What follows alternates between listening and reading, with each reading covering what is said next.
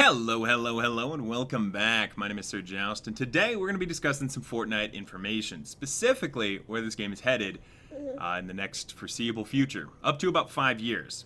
So I do want to start off by saying I'm going to add, boom, a timestamp over there. That's when I get into the meat for all the folks that just want to get on with it and don't want to hear me kind of ramble on. I value you guys, I do. And hey, I want to make you happy. So if that's your forte, definitely go track to the part in the video that you guys want to, right? And get to the meat. You guys might wonder why I'm holding a child, right? Well, I am a stay-at-home dad, and if you guys are regulars on the stream, at least you'll know that she kind of dictates my life. But I really wanted to get this video out here. I tried to do it yesterday, and I was like, I can't do it. And so it just hit me like, why don't I just hold the child, right? I don't think you guys will care too much. So hey, can we get some baby hype in the comments? Because she's freaking adorable, all right? Also, if you guys are still here, that means you didn't click the timestamp. So thank you guys so much for sticking with me and or just being too lazy to hit the timestamp. Either or, thank you.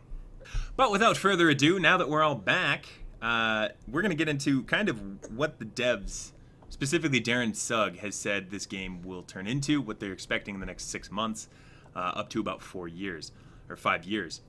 I get this information from an interview that Game Informer just put out yesterday. They had an exclusive interview with Darren Sugg. He was very informative. He didn't hold anything back, and he seemed very honest about what he was saying. So you can take all of this information on pretty good merit. Is that the right term? You guys can trust this. If you don't trust me, you can always go down to the video. I'll link it in the description below, and you can wade through the 30 minutes of kind of BS to get to the juicy information. Game Informer was very broad with everything. They were general, and it seemed like they were talking to people who've never even seen Fortnite. And if you're on this video, you probably play Fortnite, so this is the good stuff. So they started off by talking about like the next 6 months. What are they focusing on as far as development? And Darren emphasized the next 6 months. So what I'm thinking is this game is going to be free to play, full release in 2018 of next year. Because the first 6 months, and he kept on focusing on that term. He didn't say the actual release date, so that is speculation. But he did say the first 6 months are considered like the founder year. And what they're focusing on is perfecting their game. They know they released the game as it is, with complaints included. And I know you guys have your complaints. And they understand, and they're hearing it. But what they're trying to do is make it a better game from the start. You know, they're not really focusing on giving us founders new content to play with. They want to just make the game, as far as like the UI, actual gameplay, tutorials in the early beginnings, more intuitive.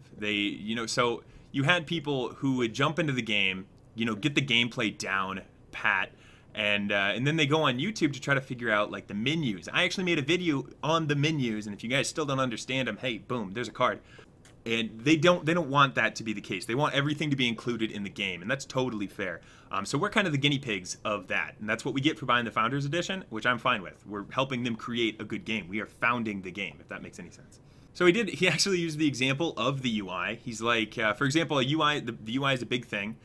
They actually had an original model which they really liked, but then they decided to add Fortnite on consoles, so they had to kind of dumb it down, which makes sense. I mean, controllers are very limited in exactly what you can do. So that's where we get our current UI. And he said if we're aiming at a goal of UI 1.0 as a build, we're currently at UI 0.25. Okay, so they are going to do a lot of the work to the UI, and a lot of you guys are sitting out there like, why? Like, it's fine. It's not what they want, and they're reaching for that perfection, and I like that. I do. It shows that they're not worried about making who they currently have happy. They want to always expand this game. They did mention that they want to pursue more tutorials, but not like sit through this and learn. Kind of like what they did with building, how you have the radio towers that you have to build. They go through basically every single block, and you have to make them. Kind of like that. It would be like an in-game tutorial. He actually used the word like learning, a new way to learn the abilities, not necessarily a tutorial. But the ultimate goal is just so people understand like the main menu, the UI, and everything that goes along with that. Sorry, she dropped her bottle. Oh God. He also had mentioned that he just got out of a meeting where they were talking about new traps and new weapons. He didn't say anything about the new weapons, but imagine, the sky's the limit, right? There's no shortness for new types of weapons out there. But he did focus on traps, and he had mentioned kind of casually that they're going to make turrets. So 100% turrets are confirmed in the game. They're not currently in the build, but I imagine they're going to be coming out maybe with this next update. And if you guys don't know about the new update, boom, there's another card to the last video I did regarding the kind of personal update that the Fortnite team did with us.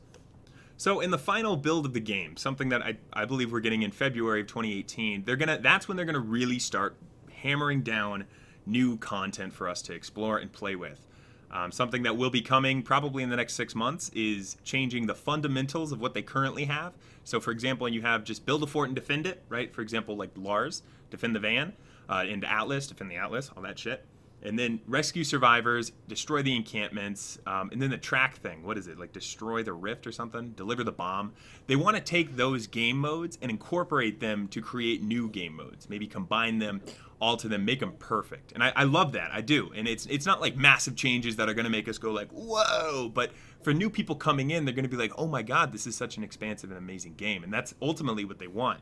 Because while we're thinking about the next month, what we're getting, and how they're going to change the game in the next month, they're thinking, how is the game still going to be alive in 5 years? Which I really like. I believe this game has a lifespan, and I hope they keep working to make that lifespan long and prosperous. So the reason I said turrets are 100% confirmed is because when talking about the tracks and using those tools in different variations, he said, for example, putting defenders, turrets, or riding on them. Okay, and that's where he just kind of skipped by the fact that you could put turrets on things. Like that's something we've been asking for as far as actual content, and I think that's actually that'll be coming out relatively soon because hey, you got to perfect the system before you implement it fully. So I definitely expect mountable like turrets that you put in somewhere, kind of like a defender pod, which I think will be great. It'll make this game very easy, not very easy to defend, but you can kind of lay a bunch of turrets down and then not worry about that side. So it makes it a little easier, if that makes any sense. He also, I got a quote here. He said, it's a cool fantasy to go around, build forts, and defend them from creatures or other players. So PvP 100% is on their mind. They just don't know how to implement it, which is understandable. So Epic, if you are watching this video, boom, I actually give you guys my ideas and my community's ideas for PvP. Definitely go check out that video. It did very well. People responded very well. And if you go into the comment section, you see even more ideas that I didn't even cover. So definitely check that out. But with that quote, it means that they're thinking about PvP, how to implement it, what they want to do. It is going to be in the full build. I'm sure it's just a matter of if it's coming in the next 6 months or if it's coming in the first year of full release. Another thing they wanted to implement is the storms influencing the property of the level. I don't know exactly what he meant by that, but the example he used was firestorms would spawn fire husks, which deal more damage inherently to wood structures. And he said, and so on and so on. So I don't know what he's going to do for like metal and stone, what their weaknesses are, but those types of missions will essentially reward more loot and bigger rewards. Again, didn't touch on those, just kind of threw it out there like it was small. I really like that. It adds a little bit of diversity and challenge, right? If you want to put yourself up to the challenge, go against these like level changing, like hard mode basically. So he did touch on customization, and I thought this would be a bigger focus of theirs because it's something a lot of people like. They really like their heroes, and they want to be able to customize them, make them what they want to do. What he said in the foreseeable future, currently, is the only customization they have is for the ability for you to have the ability to take the skin that you enjoy, right? So let's say you like the constructor Penny, right? You want to take her image and put it on one of the male constructors. I don't know their names. So that's basically the only customization options he said. And then the Game Informer folks asked, well, okay, what about different walls? Do you guys have plans for different materials, maybe different looks? So if you want to go for more of like, if you want to put that metal chain link fence down, can you do that? And he seems kind of confused, like he'd never thought of that. Darren did. And so currently, no, that is not going to be in the game. But I'm sure eventually, if we are loud enough, it will get into the game. Another point that they touched on were the updates. What is their plan for updating the game? Their plans, basically events, right? They want to have these things like events, and currently we're in the Founders event. And they want to change it every 3 to 4 weeks. I don't know. I don't know if that's too much or too little, but I kind of like the idea of having a schedule of anywhere between 3 and 4 weeks for new events, new chances to get kind of exclusive loot in those options. For like using Overwatch for an example, they currently are running through their summer games. You can only get certain items during those summer games, so they're trying to maybe mimic some of that. They also wanted to make major updates including I don't know what, because I feel like an event is a major update, but they said major updates would be every 5 to 7 weeks. So I don't know if that's maybe new characters. Going off of the Paragon model of every 3 weeks, Paragon would release a new character that kind of breaks the game temporarily. Maybe they're going to do the same thing, adding new subclasses or even new types of heroes, which would be really exciting. Their big emphasis, though, was that all of these events and updates would incorporate in-game changes. So you wouldn't have to, for example, our Founders event, we're just opening llamas. Like, that's it. You open llamas, you get coins, you open more llamas. What they want is more in-game activities. So go to this special world and kill these enemies, or, you know, you got to do this and activate that. I don't know exactly what they want to do with it, but they are making a bigger focus on getting away from staying in the menu for the duration of the event. So with updates come resets. As you guys recently have seen, the Storm Shields all got reset. He didn't touch on that, but I imagine that will be commonplace, at least for this Founders year. But what he did say is that none of your progress as far as collection, what you currently have weapon-wise or hero-wise, none of that will be reset. You will have that on launch of the full game in 2018. Which I like, because that was actually a big question you guys have been asking, like, is all my shit going to be reset? And that's a legitimate concern. People are pumping hours and hours and days of their life into this game. They don't want to lose all their progress because, well, now everybody can play. What they did confirm is that skills and research points will be refunded.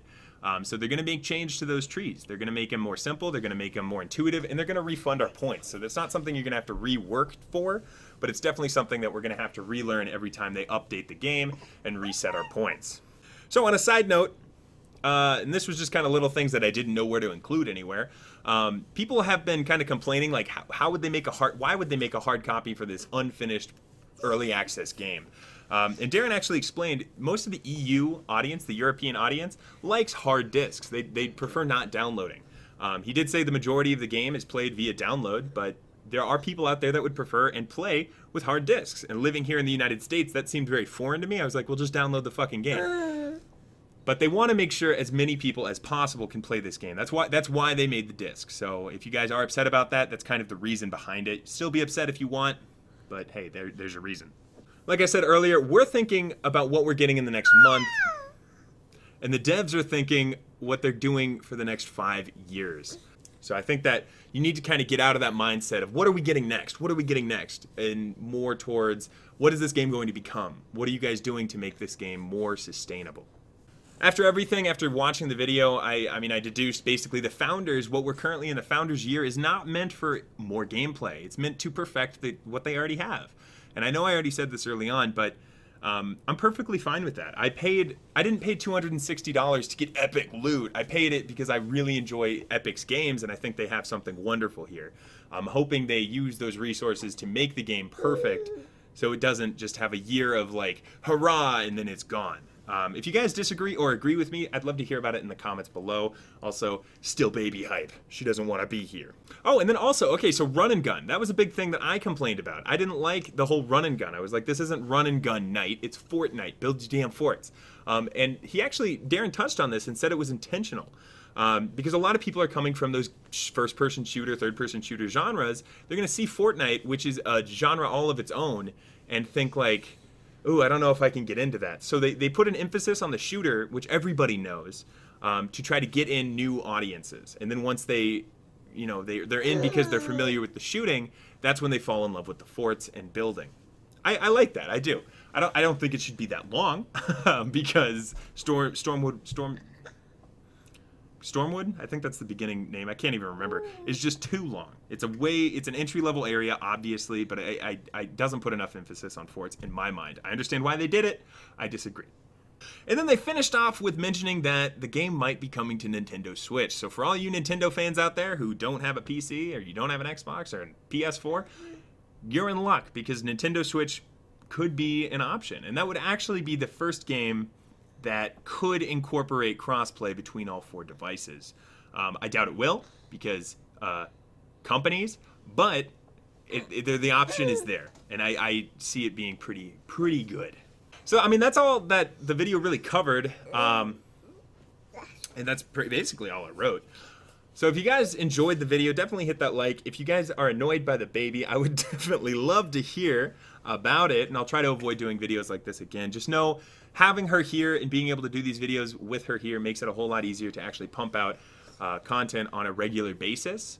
And if she's not too distracting or adorable, well then I'll just keep on keeping on. I can deal with this. Finally, I do want to thank everybody for sticking this long in the video.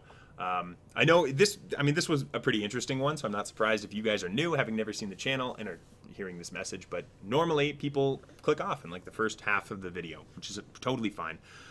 They get what they need and leave. For those of you guys who stay, I do appreciate it. You guys are making this channel great. And for all the people who have decided to stick around and subscribe, hey, I thank you too. Lastly, I do want to thank the Patreons. It seems like every single day new people are coming on, donating and giving me $1 a month all the way up to $25 a month. If you guys don't know what Patreon is, I actually do a video. It's in the description below, and it explains everything that will be available to you. So that about wraps it up. Thank you guys so much for stopping by. I really do appreciate it. And if you guys don't know, I stream every single day. Fortnite and occasionally some Paragon, but mostly Fortnite. So definitely catch me on stream, even if it's just to stop by and say hello. I'd love to see some new faces and familiar faces. So yeah, thank you guys so much for stopping by, and hey, until next time, toodaloo.